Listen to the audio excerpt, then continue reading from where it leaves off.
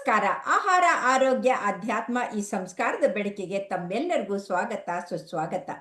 ಇವತ್ತು ನಮ್ಮೊಂದಿಗೆ ಇದ್ದಾರೆ ಡಾಕ್ಟರ್ ರಾಜಲಕ್ಷ್ಮಿ ಅವರು. ಡಾಕ್ಟರ್ ರಾಜಲಕ್ಷ್ಮಿ ಅವರು ಅತ್ಯಂತ ಸುಪ್ರಸಿದ್ಧ ಪ್ರಸೂತಿ ತಜ್ಞರು, ಸ್ತ್ರೀರೋಗ ತಜ್ಞರು, ಉಡುಪಿ IMA ಅಧ್ಯಕ್ಷರಾದಂಥವರು. ಮೇಲಾಗಿ ಅವರು ತಮ್ಮ ವೃತ್ತಿಯ ಜೊತೆಗೆ ಪ್ರವೃತ್ತಿಯಾದಂಥ ಸಾಹಿತ್ಯವನ್ನು ಮುಂದುವರಿಸ್ಕೊಂಡು ಬಂದಿದ್ದಾರೆ. ಅಂಕಣಕಾರ್ತಿಯಾಗಿ ಟಿವಿ ರೇಡಿಯೋ ಶೋಗಳನ್ನು ಮಾಡೋದಲ್ದೇ ಜನರಲ್ಲಿ ಜಾಗೃತಿ ಮೂಡಿಸಲು ಉತ್ತಮವಾದಂಥ ವಾತ್ಸಲ್ಯ ಒಸುಗೆ ಅನ್ನುವಂಥ ಪುಸ್ತಕವನ್ನು ಬಿಡುಗಡೆ ಮಾಡಿದ್ದಾರೆ. ಇದನ್ನ ಎಲ್ಲರೂ ಕೂಡ ಶ್ಲಾಘಿಸಿದ್ದಾರೆ. ಅಂದ್ರೆ ವೈದ್ಯರು ಮತ್ತೆ ಪಬ್ಲಿಕ್ಕು.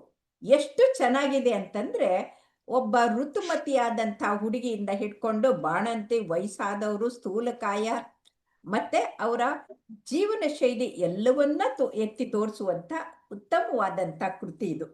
ನಮಸ್ಕಾರ ರಾಜಲಕ್ಷ್ಮಿ ಅವರೇ. ನಮಸ್ತೆ ಮೇಡಮ್, ಥ್ಯಾಂಕ್ ಯು ನನ್ನ ಪುಸ್ತಕದ ಬಗ್ಗೆ ಹೇಳಿ ಇದ್ ಮಾಡಿದ್ದಕ್ಕೆ. ಏನೋ ನಾವು ಪೇಷಂಟ್ ನ ಜೊತೆಗೆ ಇದ್ದು ಕಲ್ತಿದ್ದೀವಿ, ಅವ್ರಿಗೆ ಇನ್ನೂ ಏನಾದ್ರೂ ಹೆಲ್ಪ್ ಆಗ್ಲಿ, ಅವರ ಆರೋಗ್ಯ ಒಳ್ಳೇದಾಗ್ಲಿ ಅನ್ನೋ ಉದ್ದೇಶದಿಂದ ಬರ್ತಿರೋದು. ಖಂಡಿತ. ಯಾಕಂದ್ರೆ ಅರಿವು ಮೂಡಿಸ್ಬೇಕು ಅಂತಂದ್ರೆ ಅಕ್ಷರ ಜ್ಞಾನದ ಮುಖಾಂತರ ಆಗ್ಲೇಬೇಕಾಗತ್ತೆ. ಹಾಗಾಗಿ ಪ್ರತಿಯೊಬ್ಬ ವೈದ್ಯರು ಕೂಡ ಕೇವಲ ಮಾತಿನಿಂದ ಅಲ್ಲ, ಅವರ ಕೃತಿಯಿಂದ ಅಷ್ಟೇ ಅಲ್ಲ, ಬರವಣಿಗೆಯಿಂದ ಕೂಡ ಹೇಳ್ಬೇಕು.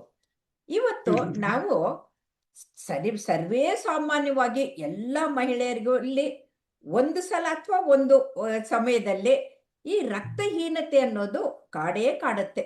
ಯಾಕಂದ್ರೆ ತಿಂಗಳು ತಿಂಗಳು ರಕ್ತ ಕಳ್ಕೊಳ್ತಾ ಇರ್ತಾರೆ. ಇನ್ನು ಕೆಲವು ಕಡೆಗೆ ವಿಪರೀತ ರಕ್ತ ಕಳ್ಕೊಳ್ತಾರೆ. ಡೆಲಿವರಿ ಹೊತ್ತಿಗೆ ಕೂಡ ರಕ್ತ ಕಳ್ಕೊಳ್ತಾ ಇರ್ತಾರೆ.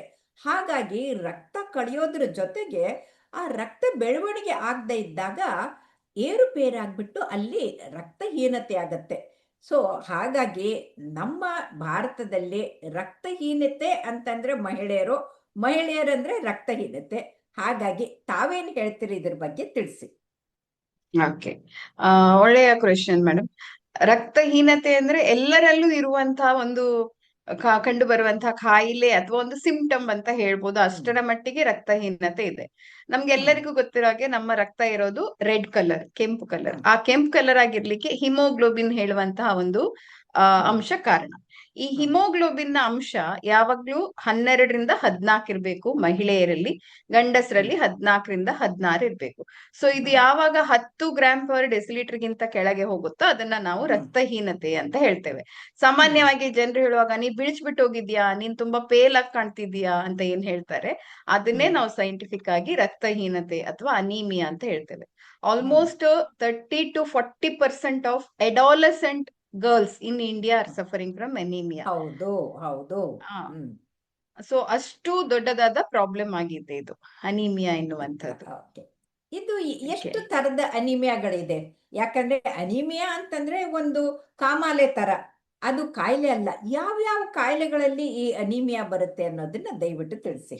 ಅದೇ ಅನಿಮಿಯಾ ಅಂದ್ರೆ ನಾನು ಆಗ್ಲೇ ಹೇಳಿದ ಒಂದು ಸಿಂಪ್ಟಮ್ ಅಥವಾ ಒಂದು ಲಕ್ಷಣ ಆಗಿರ್ಬೋದು, ನಾವು ಹುಡುಕುವಂತದ್ದು, ನಮ್ಗೆ ಪೇಲ್ ಆಗಿ ಕಾಣಿಸುವಂತದ್ದು. ಅದಕ್ಕೆ ಕಾರಣಗಳು ಬೇರೆ ಬೇರೆ ಇರುತ್ತೆ. ಹೆಚ್ಚಾಗಿ ನೀವು ಆಗ್ಲೇ ಹೇಳಿದಾಗೆ ಮೇಡಮ್, ಹೆಂಗಸರಲ್ಲಿ ಋತುಸ್ರಾವ ಅಂತ ಇರೋದಕ್ಕೋಸ್ಕರ ತಿಂಗಳಲ್ಲಿ ರಕ್ತಸ್ರಾವ ಆಗತ್ತೆ. ಅವರು 80 ml ಅಷ್ಟು ಮಿಲಿಲೀಟರ್ ಅಷ್ಟು ರಕ್ತವನ್ನ ಕಳ್ಕೊಳ್ತಾರೆ. ಅದಕ್ಕಿಂತ ಜಾಸ್ತಿಯಾಗಿ ರಕ್ತಸ್ರಾವ ಆದ್ರೆ, ಇರೆಗ್ಯುಲರ್ ಪೀರಿಯಡ್ಸ್ ಆದಾಗ 2-3 ತಿಂಗಳು ಪೀರಿಯಡ್ ಆಗುದಿಲ್ಲ, ಆಮೇಲೆ ಬ್ಲೀಡಿಂಗ್ ಆಗತ್ತೆ. ಸೊ ಆ ಟೈಮಲ್ಲಿ ಒಂದು 5ರಿಂದ 8 ದಿನ ಬ್ಲೀಡಿಂಗ್ ಆದಾಗ ಅವರಿಗೆ ರಕ್ತ ಜಾಸ್ತಿ ಹೋಗುತ್ತೆ. ಅದರಿಂದಾಗಿ ಅವರಲ್ಲಿ ಅನಿಮಿಯಾ ಕಂಡು ಬರುತ್ತೆ. ಇನ್ನೊಂದು ಮೋಸ್ಟ್ ಇಂಪಾರ್ಟೆಂಟ್ ಕಾಸ್ ಯಾಕೆಂದ್ರೆ ನ್ಯೂಟ್ರಿಷನಲ್. ನಮ್ಮ ಆಹಾರದಲ್ಲಿ ನಾನಾಗ್ಲೇ ಹೇಳಿದೆ ಹಿಮೋಗ್ಲೋಬಿನ್, ಹೀಮ್ ಅಂದ್ರೆ ಕಬ್ಬಿಣ, ಗ್ಲೋಬಿನ್ ಅಂದ್ರೆ ಪ್ರೋಟೀನ್ ಅಂಶ. ಸೊ ಪ್ರೋಟೀನ್ ಅಂಶಗಳು ಮತ್ತು ಕಬ್ಬಿಣ ಸತ್ವದ ಕೊರತೆ ಇದ್ದಾಗ ನ್ಯೂಟ್ರಿಷನಲ್ ಅನಿಮಿಯಾ ಕಂಡು ಬರುತ್ತೆ. ಜೊತೆಗೆ ನಮ್ಮ ದೇಶದಲ್ಲಿ ಹುಳಗಳ ಬಾಧೆ, ಕೊಕ್ಕೆ ಹುಳುಗಳ ಬಾಧೆ ಇದೆ, ಅದರಿಂದಾಗಿನೂ ಕಂಡು ಬರುತ್ತೆ. ಹಾಗೆ ಇತ್ತೀಚಿನ ದಿನಗಳಲ್ಲಿ ಈವನ್ ಸಣ್ಣ ಮಕ್ಕಳಲ್ಲಿ ಕೂಡ ಕಾನ್ಸ್ಟಿಪೇಷನ್ ಇರುತ್ತೆ. ಮೋಷನ್ ಮಾಡ್ಲಿಕ್ಕೆ ಅವರು ತುಂಬಾ ಪ್ರಯತ್ನ ಮಾಡುವಾಗ ಮಲದಲ್ಲಿ ಕೂಡ ರಕ್ತ ವಿಸರ್ಜನೆ ಆಗುತ್ತೆ. ಸಿವಿಯರ್ ಗ್ಯಾಸ್ಟ್ರೈಟಿಸ್ ಇದ್ದಾಗ ಕೂಡ ಸ್ವಲ್ಪ ರಕ್ತ ಕಳೆದುಕೊಳ್ತಾರೆ. ಸೊ ಇದೆಲ್ಲ ಕಾರಣಗಳಿಂದಾಗಿ ಅವರಲ್ಲಿ ರಕ್ತಹೀನತೆ ಅಂತ ಉಂಟಾಗ್ತದೆ. ಸೊ ನಾವು ಮೇನ್ ಆಗಿ ಹೇಳೋದಾದ್ರೆ ಮೇನ್ ನ್ಯೂಟ್ರಿಷನಲ್ ಡಿಫಿಷಿಯನ್ಸಿಯಿಂದ ಆಗುವಂತಹ ಅನಿಮಿಯಾ ಒಂದು.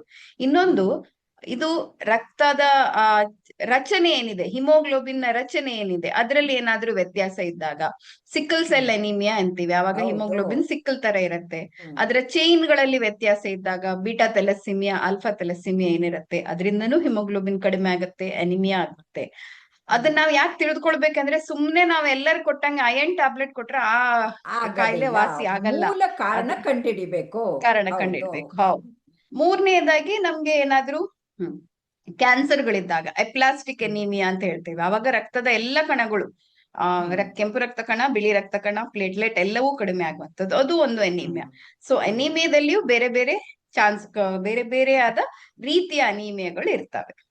ಸೊ ನಾವು ಅದನ್ನ ಟ್ರೀಟ್ ಮಾಡೋ ಮುಂಚೆ ಅದು ಏನು ಅಂತ ತಿಳಿದುಕೊಂಡ್ರೆ ಅದಕ್ಕೆ ಟ್ರೀಟ್ಮೆಂಟ್ ಕೊಡೋದು ಈಸಿ ಆಗತ್ತೆ.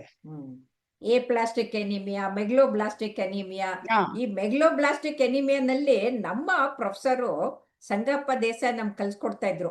ಮದ್ವೆ ಆದವರು ಗಂಡ ಹೆಂಡತಿ ಫೋಟೋಕ್ ಹೋಗ್ತಾರಲ್ಲ, ಗಂಡ ಕಪ್ಪಗೆ ಹೆಂಡತಿ ಬೆಳ್ಳಿಗೆ, ಆತರ ನೇಲ್ಸು ಬೆಳ್ಳಿಗಿದ್ದು ಈ ನಕಲ್ಸು ಕಪ್ಪಗಾಗಿದ್ರೆ ಮೆಗ್ಲೋಬ್ಲಾಸ್ಟಿಕ್ ಎನಿಮಿಯಾ ಅದು ಅಂತ. ವೈಟಮಿನ್ B12 ಡೆಫಿಷಿಯನ್ಸಿ ಆದ್ರೆ, ಈಗ ಅಯನ್ ಕಮ್ಮಿ ಆದ್ರೆ ಮೈಕ್ರೋಸೈಟಿಕ್ ಆಗತ್ತೆ, ರಕ್ತ ಕಣಗಳು ಸಣ್ಣದಾಗತ್ತೆ. B12 ಡೆಫಿಷಿಯನ್ಸಿ ಆದ್ರೆ, ಫೋಲಿಕ್ ಡೆಫಿಷಿಯನ್ಸಿ ಆದ್ರೆ ಮೆಗಲೋಬ್ಲಾಸ್ಟಿಕ್ ಆಗತ್ತೆ. ಅದು ಬ್ಲಾಸ್ಟಿಕ್ ಅಂದ್ರೆ ಪ್ರೀವಿಯಸ್ ಸ್ಟೇಜ್ ಅಲ್ಲಿ ಇರತ್ತೆ, ಮೆಚುರಿಟಿ ಕೂಡ ಆಗಿರುದಿಲ್ಲ ಆ ರಕ್ತ ಕಣಗಳು. ಹಾಗೆ ಬೇರೆ ಬೇರೆ ಕಾರಣಗಳಿಂದ ಅನೀಮಿಯಾ ಆಗ್ಲಿಕ್ಕೆ ಸಾಧ್ಯತೆ ಇದೆ. ಆಮೇಲೆ ತಿಂಗಳು ಮುಟ್ಟಿನ ಜೊತೆಗೆ ಅವ್ರಿಗೆ ಪೈಲ್ಸ್ ಅಂತಂದ್ರೆ ಮೂಲವ್ಯಾಧಿಗಳು ಅದನ್ನೇ ಕೂಡ ಹೇಳ್ದೆ. ಇರ್ಬೋದು, ಅದು ಕೂಡ ಹೋಗ್ತಾ ಇರ್ಬೋದು. ಅದು ಅದೇ ನೋವಿಂದನೇ ಹೋಗುತ್ತೆ. ನೋವಿಂದ ಹೋಗೋದು ಅಂತಂದ್ರೆ ಫಿಶರಿನ್ ಏನೋ ಅಂತ ಇರುತ್ತೆ. ಸೊ ಇವೆಲ್ಲ ಕಾರಣಗಳಿಂದ ಇರುತ್ತೆ. ಹಾಗಾದ್ರೆ ಇವ್ರಿಗೆ ಯಾವ ಸಿಂಪ್ಟಮ್ ನಿಂದ ಅನಿಮಿಯಾ ಇದೆ ಅಂತ ಅವ್ರಿಗೆ ಗೊತ್ತಾಗ್ಬೇಕು. ಯಾವ ತರದ್ದು ಲಕ್ಷಣಗಳಿರುತ್ತೆ? ಇವಾಗ ನಾವು ಓದುವ ಮಕ್ಕಳನ್ನ ತಗೊಳ್ಳೋಣ, ಹದಿಹರೆಯದ ಮಕ್ಕಳು. ಅವರಿಗೆ ಕಾನ್ಸಂಟ್ರೇಷನ್, ಏಕಾಗ್ರತೆ ಕಡಿಮೆ ಆಗತ್ತೆ, ಕೈ ಕಾಲುಗಳಲ್ಲಿ ಪಾದಗಳಲ್ಲಿ ಬೆವರ್ ಬರುತ್ತೆ, ತಲೆ ಸುತ್ತುವಂತಹದ್ದು, ಆಟಕ್ಕೆ ಹೋಗಿದ್ದಾಗ ತಲೆ ತಿರುಗಿ ಬೀಳುವಂತಹದ್ದು, ನಿದ್ದೆ ಜಾಸ್ತಿ ಆಗುವಂತದ್ದು, ಓದಿದ್ದು ನೆನಪಿಲ್ಲದೆ ಇರುವಂತದ್ದು, ಇಂಥ ಸಿಂಪ್ಟಮ್ಗಳಿರ್ಬೋದು.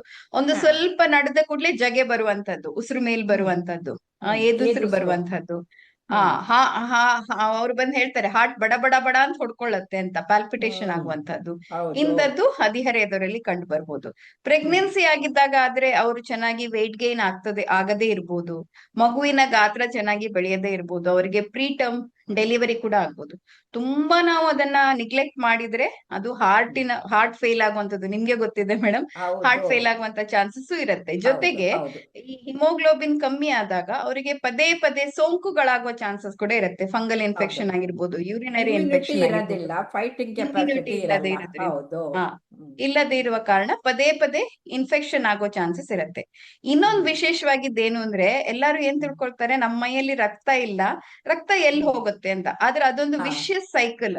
ಯಾರಿಗೆ ಹಿಮೋಗ್ಲೋಬಿನ್ ಕಡಿಮೆ ಇರುತ್ತೋ ಅವರಿಗೆ ಋತುಸ್ರಾವದ ಟೈಮಲ್ಲಿ ಬ್ಲೀಡಿಂಗ್ ಜಾಸ್ತಿ ಆಗತ್ತೆ, ಹಾಗೆ ಋತುಸ್ರಾವದ ಬ್ಲೀಡಿಂಗ್ ಜಾಸ್ತಿ ಆಗಿ ಎನಿಮಿಯಾ ಆಗತ್ತೆ. ಇದು ಒಂದು ವಿಶಿಯಸ್ ಸೈಕಲ್.